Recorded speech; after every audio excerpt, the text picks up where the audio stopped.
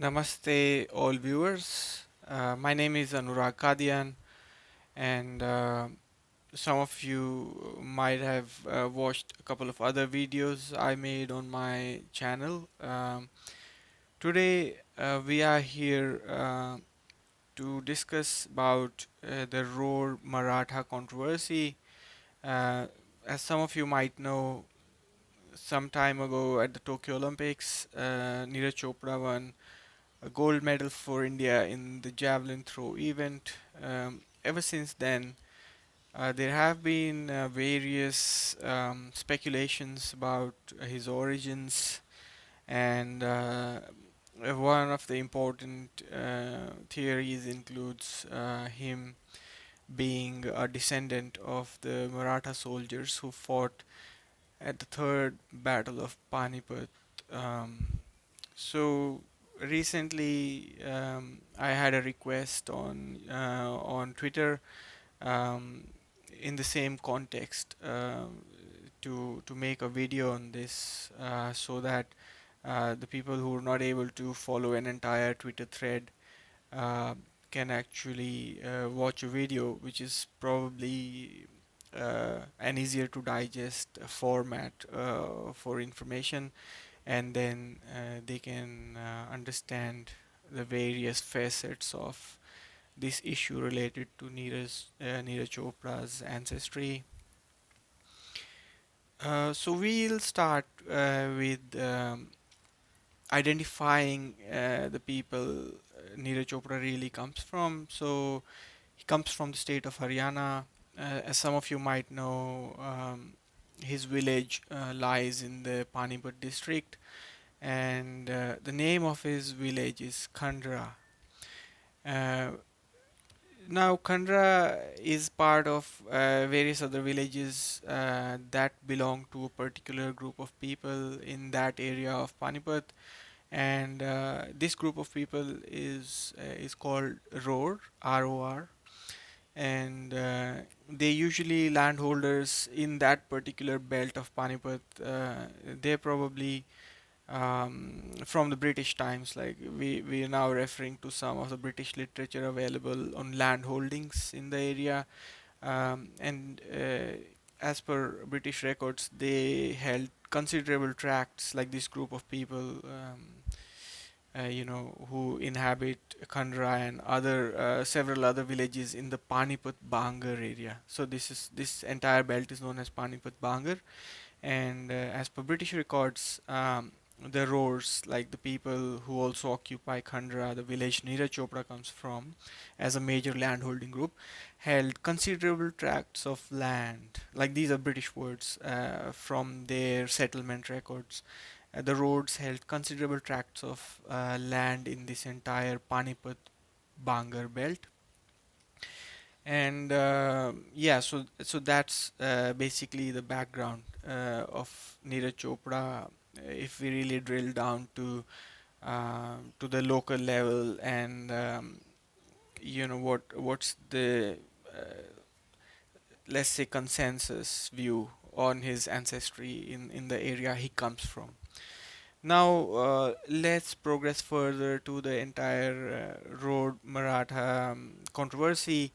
So here in front of me, I have a short paper by Dr. Surendra Kadian, and he, in this short paper from 2003, he discusses the topic of this paper, which is right in front of me here, is Ror Maratha Prasang, which means the Ror Maratha episode in a way.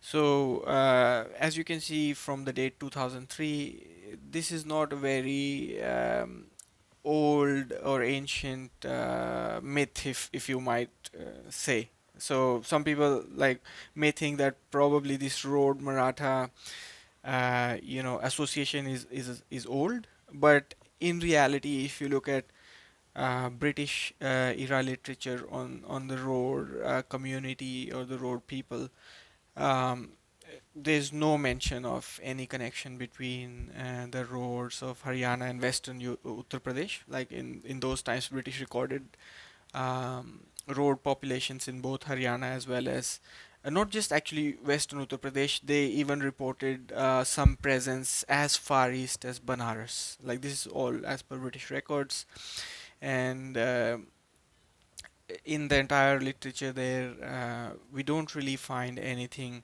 connecting roads to Marathas. There are a couple of origin myths, if you might say, tribal origin myths that were mentioned in the Bijnor district records. The Bijnor district commissioner spoke to the roads, and he wrote down two myths.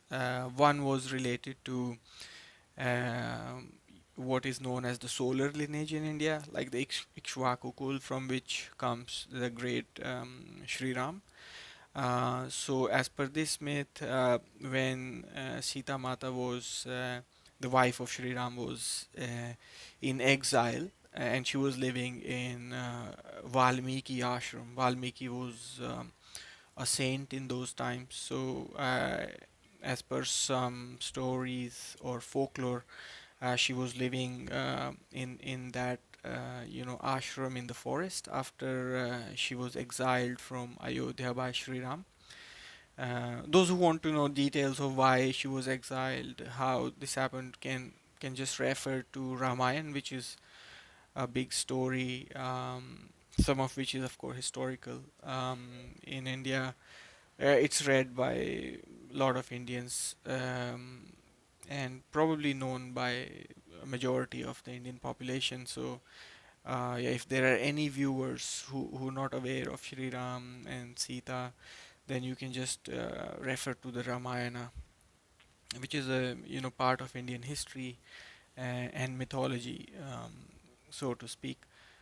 So yes, so one of these tribal origin stories that the Bijnor district records from the British era recorded about the roads was that when Sita Mata was living in the Valmiki ashram, one day one of her sons, like she's supposed to have two sons, Love and Kush. Love is a bit older, Kush is younger. So one of the sons went missing. When the son went missing, then Valmiki Muni, he was uh, he got worried. He was concerned that if Sita or discovers that one of her sons went missing, she will be heartbroken, and who knows what she might do if this happens. So uh, due to those concerns, he created a child out of the earth. He took some pieces of the earth and he took grass, and together he made a son, a kid, that is a small child. And when Sita came, he said this Roda Foda, like road is actually like small pebbles are also known as Rori in Hindi. So he said this Roda Foda is also your son, he told Sita Mata. So that was one of their tribal myths related by the roads of Bijnor to the British officers who were reporting on the origins of this group of people in the British era. So this would be from the 19th century. And the second myth in the same Bijnor chronicle that was recorded about the road was that they belong to the Tomar lineage that ruled Delhi when Qutbuddin Aibak and Muhammad Ghori, they attacked and defeated a confederacy of Indian kings, which included Prithviraj Chauhan and the Tomars of Delhi and others, other warrior clans of North India. So yeah, these two origin myths find a lot of place in the British records, but we don't find anything related to the Third Battle of Panipat or the roads emerging in this entire area where they found today after the Third Battle of Panipat. So the origin of this entire Road Maratha connection, as you can see from the date of the paper that I have here in front of me, The name of this paper, as I said, is Ror Maratha Prasan, which means Ror Maratha episode, and it's dated from January, February, March 2003.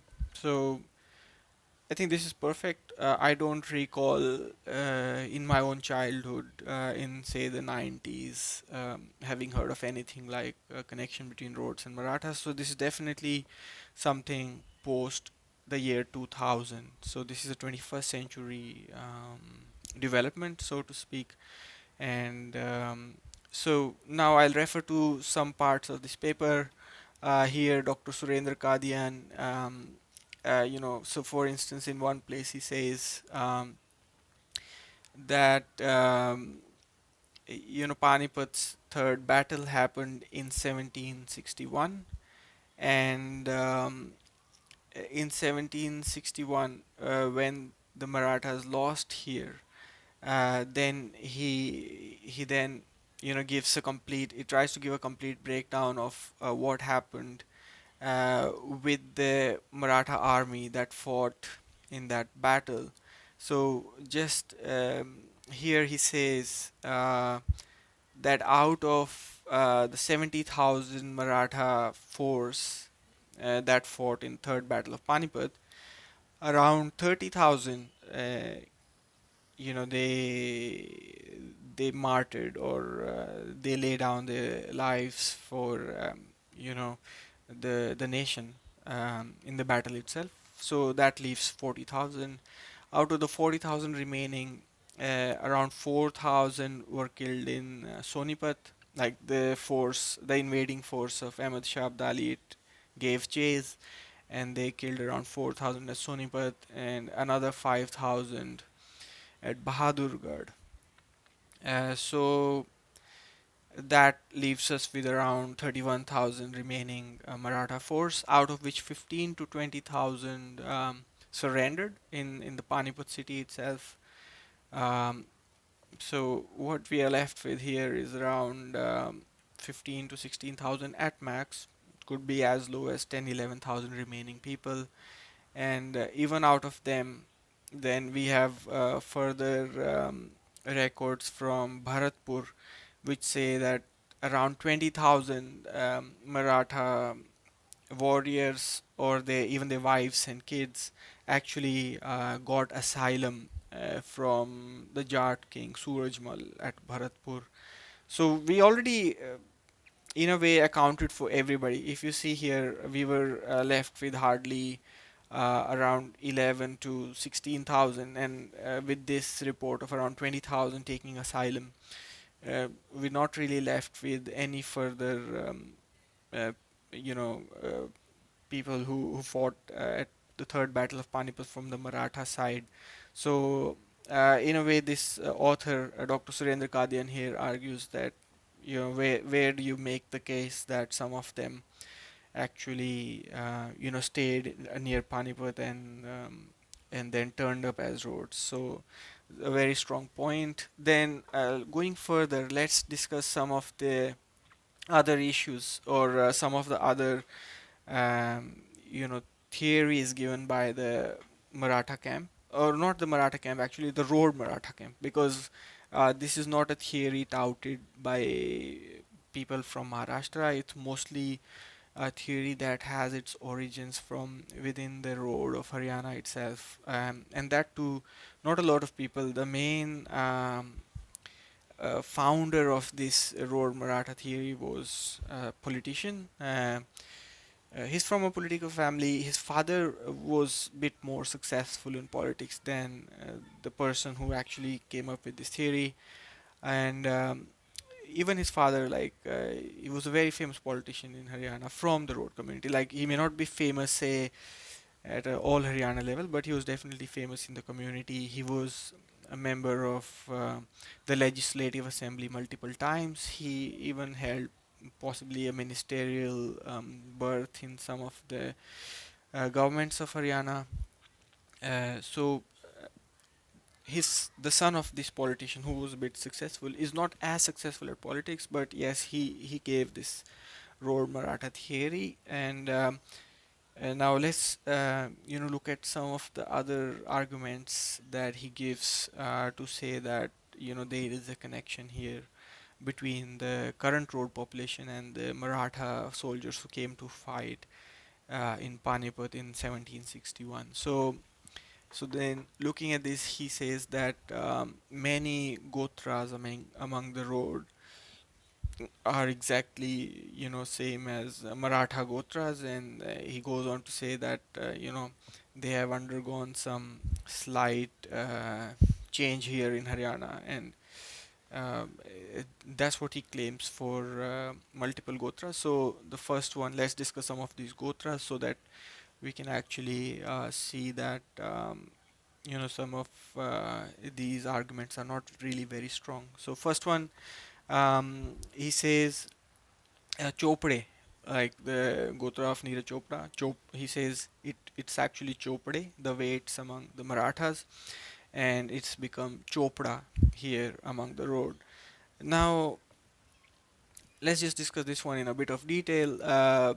Is this really true? Well, if it's an isolated case of just the road community having this in the area, in the area where they stay, then probably he may have a point that it's a localization of a Maratha surname, but that's not the situation we find. It's not an isolated case of community in this area like Haryana, Punjab, Delhi, Rajasthan area, which has the Chopra surname.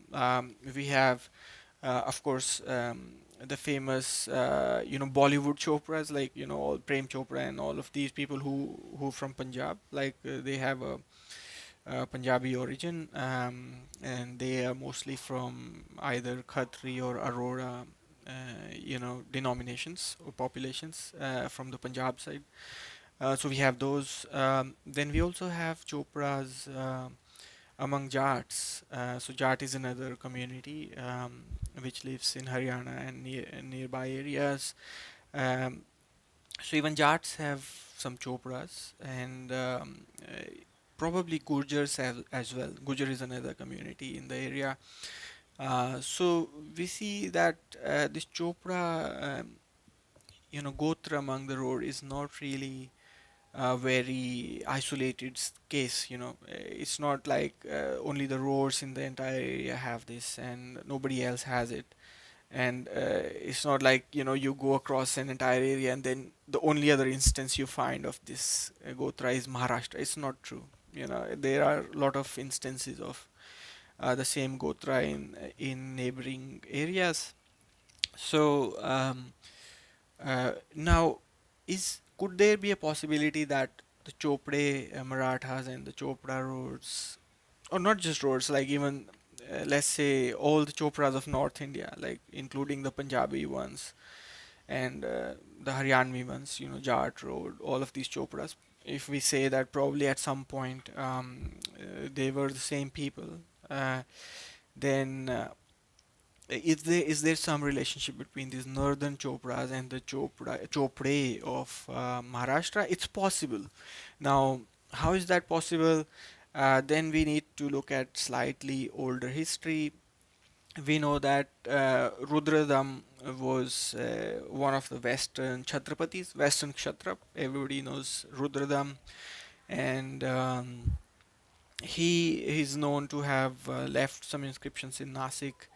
He talks about how when his army came to Nasik, they didn't find a lot of resistance from any local forces. They were easily able to occupy the area around Nasik. Um, this is, it can be checked against his inscription.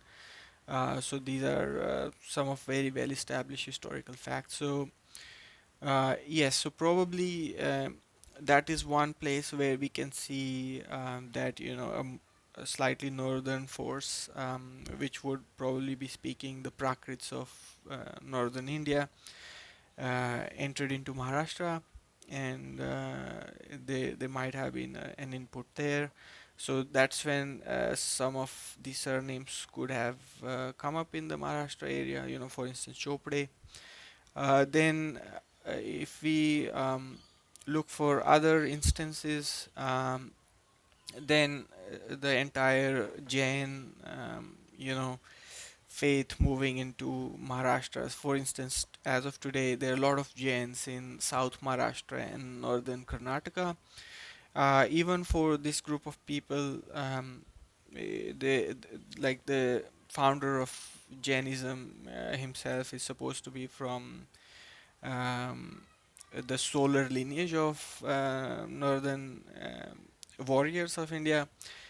So all these Jains who now live in southern Maharashtra, northern Karnataka, some of who are of course even related to the Rashtrakutas, which was a big dynasty out of that area. Some of the Rashtrakuta probably royals are known to have had Jain leanings.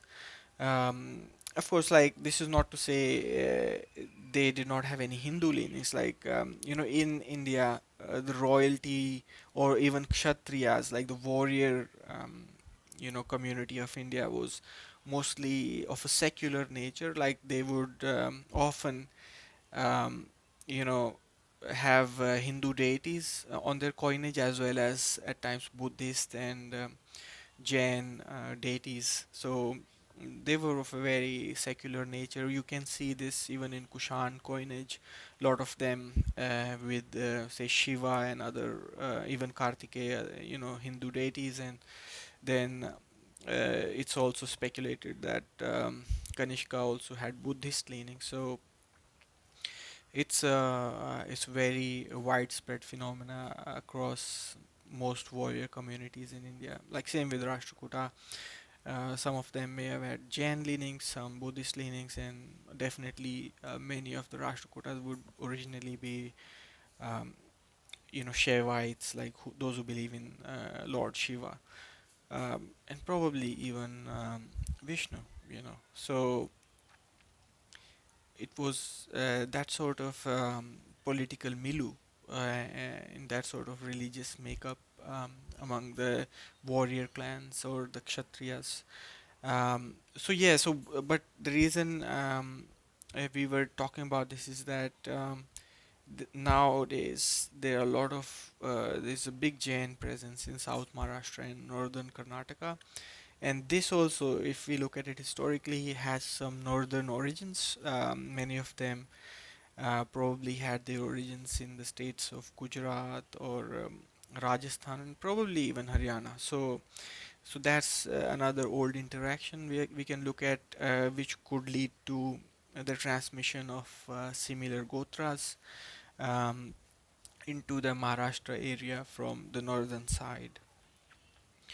Essentially, what we've just discussed is that um, the argument given by the proponents of Ror Maratha theory that some surnames are similar between Rods and Marathas is not a very strong one, because first of all, the surnames they pick out as shared between Ror and Maratha are also shared in the neighborhood where Rods stay in North India itself.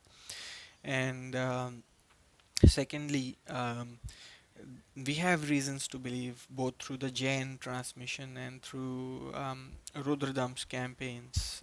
Even Harsha had a campaign um, towards the peninsular side of India.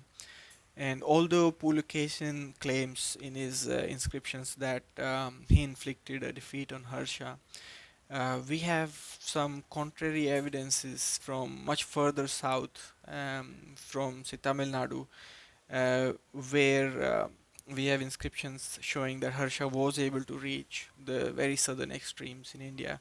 So Harsha was from Thanesar, which is a stronghold of the Roads even today. Like even all the British literature, what you often find mentioned is that the real seat of the road is the dark jungles of Thanesar. So that's a very strong association. So if Harsha had these deep southern campaigns, then you can again expect that some transmission would have happened even in those campaigns, and some of the road gotras could have reached either Maharashtra or even Karnataka in those interactions. Now, after this Gotra thing, the other thing which we must, this paper is not bad because it shows that there was a similar thing among the auroras. So in 1938, the author Dr. Surendra Kadian mentioned that in 1938, Harnam Singh Moga said that auroras, which is Punjabi community, more of like their Punjabi speaking group of people. So Harnam Singh Moga had claimed in 1938 that they were Maratha Gotras among auroras, and that did not have a major impact. Like it was just a claim which was forgotten soon after. So it was not something as widespread as what we're seeing among the roads of Haryana now. And but what this historical information tells us is that probably this attempt by a politician to connect road and Marathas is probably not a very novel thing. Like in 1938, something like this had also been claimed by the Punjabi speaking, or rather, let's say, not by the Punjabi speaking Auroras, because they most probably never believed it, but one of the scholars who spoke about that community had given a linkage like this. But then once again, as we discussed, there are multiple episodes in history where these similar gotras, say whether it's Aurora or Road or any other northern community of either warrior lineage or ancestry, um, we've just seen that there are multiple episodes in history where this transmission could have taken place from the north into the peninsular side of India. So now we come to some of the linguistics, that were cited by the proponents of this road Maratha theory. So, according to them, roads use some words which are, very, according to them, reminiscent of Maratha past. So, just to go through a few examples, they say that among the roads, they say words like Jai Roya and some roads, according to this paper, some roads say Chatrapati when they sneeze. So now it's not a very deep theory, as you see. Like they just uh, picking out on a few words here and there. It's not like a very deep theory where they've analyzed all the aspects of the dialect spoken by the roads of Haryana, and then it's not like they've pointed out some similarities between that dialect and say the Maharashtri Prakrit, which is the predecessor of the Marathi of today spoken in Maharashtra. So it's not a very deep theory, but let's just examine these couple of things. Like, why would somebody say Chatrapati? So if we go into older literature, then Chatrapati is a very ancient term, and as we just discussed, Rudradham himself, like the person around 100 AD or that time period, like or almost 2000 years before today, he was already from a dynasty known as the Western Kshatrap. This Kshatrap is same as Chatrapati. So it's an ancient term. It's not something just restricted to usage among the Marathas. Like the first Maratha probably who used Chatrapati was Shivaji. Um, he was a great king within the last 500 years who fought hard against Muslim domination, and he carved out his own kingdom.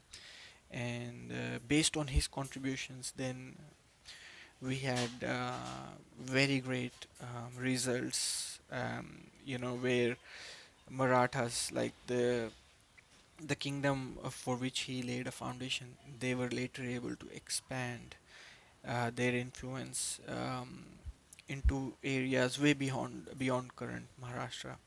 But yeah, the foundation was laid by the great Shivaji, and he was called Chatrapati. And after him, there were others who were called Chatrapati. But as we see, this is a very recent usage of Chatrapati, but this is an ancient term which was used by Rudradham, who was a northern warrior or northern Kshatriya, rather than from Maharashtra or any further south in the peninsula. And it's also mentioned in other places, like there are other places where we find that there are multiple types of titles used by the royals of India, including Raja or Maharaj and Chhatrapati. Like there were a few of them given in one of the texts, and then we also find that some of them also use Bhattarak, Param Bhattarak. So these are all very ancient titles. They're not really something that have started from Shivaji. Yes, he used it, and he was a worthy user of the title, definitely, but it did not start there.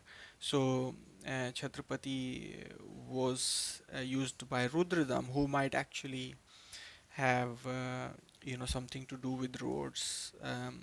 Rudradham came from the Gujarat side, but it's said, like as per the theories available, that probably his ancestors were more towards the Sindh area, and Sindh has this place called Rori Shankar, which, as per the bards of the road community, was founded by Dhaj Roadkumar, who was a king from the road community, and Rudradham, since he came from the Sindh side and he was a powerful king, it's always possible that he came from this power center, which was Rori Shankar. It's also been known historically as Roruka. One of the kings of Roruka was Rudrayan, who was a contemporary of Bimbisar of Magad. So yeah, so Rudradam, it's very probable that he had some connections with the road, and his fighting force would have had many of the road surnames of even current times. So that's highly probable um, that when he ventured into the Nasik territory, some of the surnames might have been transmitted, because of course, like, the transmission is not that somebody copied those, but some of the people might have stayed there. And do we have further backup for this? Then yes, the bards of the roads, they say that Daj Road Kumar had several sons, one of whom, Raghu, is supposed to have relocated to the Pune Satara area. Like Daj Road Kumar himself was, of course, he had a base in Gujarat, and he also had a base in Sindh, like the Rodi Shankar complex, which is now Rohri and Sakkar, like two different places, Rohri and Sakkar. Um, but yeah, one of his sons, as per the bards, is supposed to have gone to the Pune Satara area. So here again we find validation for you know um, some of the road gotras that could have been transmitted to the Maharashtra side historically, like not within the last, of course, 500 or 1000 years, but this is older history. Daj Road Kumar, when we try to date him based on the number of generations between him and the king called Mahelsi Pratihar, who was a contemporary of Prithviraj, and again, as per the bards, he was from the road community.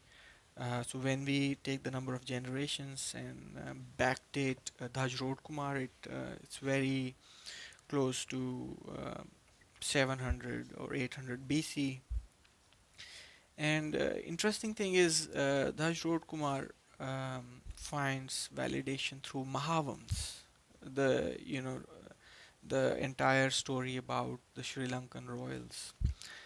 So in Mahavans, it said that Prince Vijay's grandmother was from the east of India, you know, and it's exactly the same with Roadkumar. His queen, Sorat, is supposed to have been the daughter of a king in the east of India, from Bengal or Orissa side, Kaling it would be in those days, and he's supposed to have abducted her.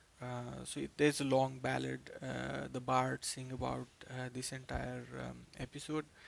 Yeah, Prince Vijay, his grandmother is supposed to be from the east, but his grandfather is supposed to have ruled in the Gujarat area, which is Dhaj Roadkumar.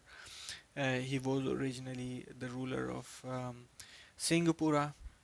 As per the road bards, it was a place called Khatkanagri, but in Mahavans we find Singapura, and then the road bards say that he also founded Rodi Shankar in Sindh, and it matches perfectly with Prince Vijay's voyage. Like he's supposed to have taken off from Singapura or nearby, and then he first touched on Bhrigu Kutch, which is in Kutch area of Gujarat, and then touched Thane, which is in Mumbai, and then he went further along that coast and reached Sri Lanka.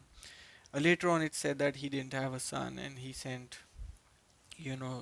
some messengers back to Singapura, and they sent a son of his brother, who was ruling in Singapura, to be the successor of Prince Vijay. So,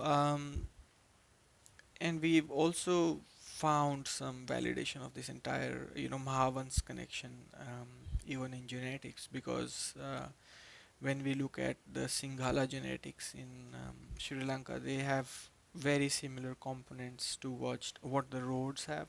On the road subject, we've done a big paper, genetics paper. It's called Modern Indus Valley Populations of North India, and the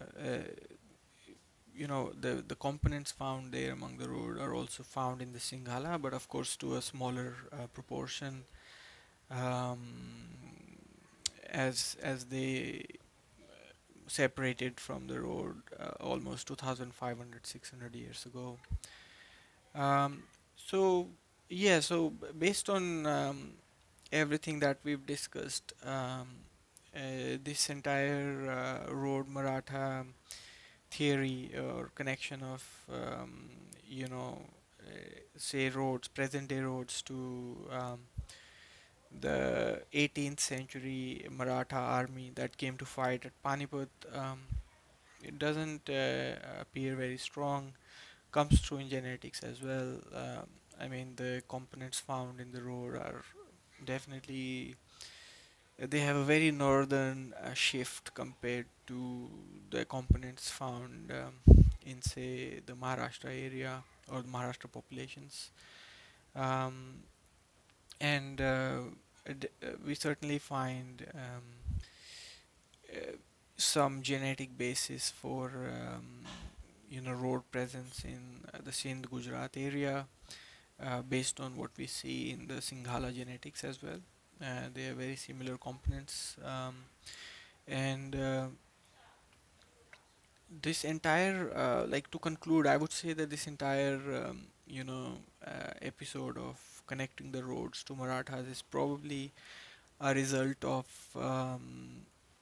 weak research, or not very, let's say, popular or well-known research into the history of the road people. That's why somebody had a chance to give this sort of theory. Although this is not entirely true, because very good historians such as Dr. Rajpal Singh have studied the subject of road history. Dr. Rajpal Singh then wrote a book called Glimpses into Road History.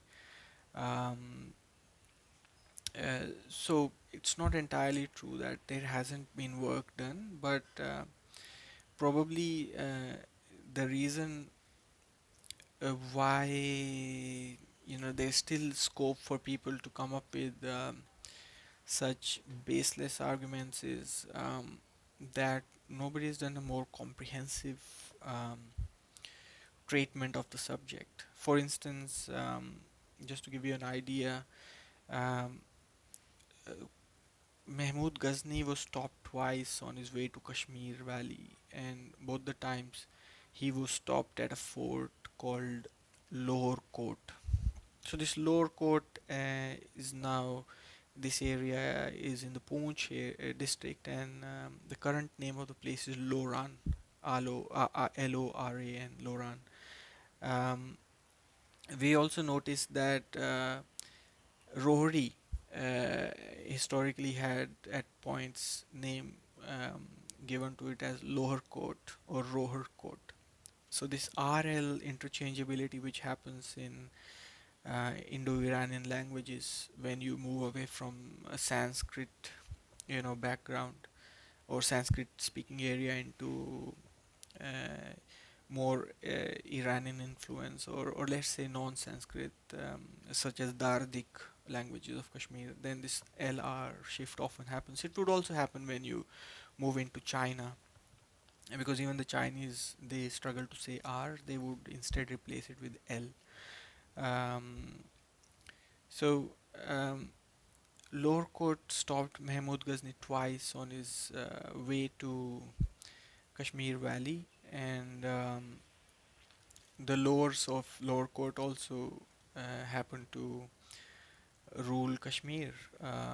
Like there were two Lord dynasties that ruled Kashmir in 11th and 12th centuries.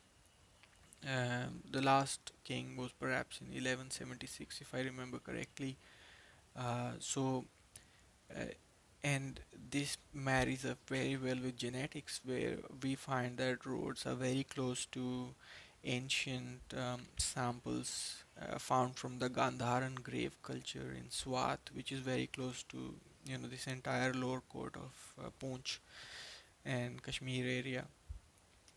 So essentially, what I'm trying to say is that there has been probably an incomplete assessment of Ror history till now. Dr. Rajpal Singh made an attempt, but he restricted himself to just a few findings from Cunningham, who found some forts in the Agra area, which are supposed to have been built by Ror King. So Dr. Rajpal Singh, in his work, he restricted himself to that area, and he just built on that information. He did not try to really consider these other information, such as the RL interchange, lore or the roads of Kashmir. He did not look into all of those you know lines of inquiry. So probably as a result, what we find is that first of all, the study of Ror history is a bit probably unsatisfactory till now, and the second thing that exacerbates the situation is that there isn't a very obvious attempt by roads to really get across the historical narrative to everybody. So many roads would at times not know um, what their history is as of today, and this is further exacerbated. Like there's a third uh, say angle to this. Uh, Haryana has recently, like ever since 1965, actually been politically dominated by you know uh, a community that has a lot of population in the area, which is the Jat. So ever since that has happened, it's also possible that this the lack of knowledge of their own history has further impacted the psyche of um, a big portion of, say, the road population, and as a result, such theories as the one given by the politician we just discussed about the connection between roads and Marathas, it finds some uptake in the, say, the rural population who may not be educated enough or may not know about the bardic angle or the bardic description of road history, and who won't even know about say the excavations in the Agra Circle by Cunningham, or about the roads of Kashmir, who actually defeated Ghazni twice on his way. And that's why we have the situation. But as we've discussed, there are multiple angles we discussed today: genetics, linguistics, the whole surname theory. We've discussed why some surnames could be same between, say, North India and Maharashtra, and following each of these lines of inquiry, it's not very true.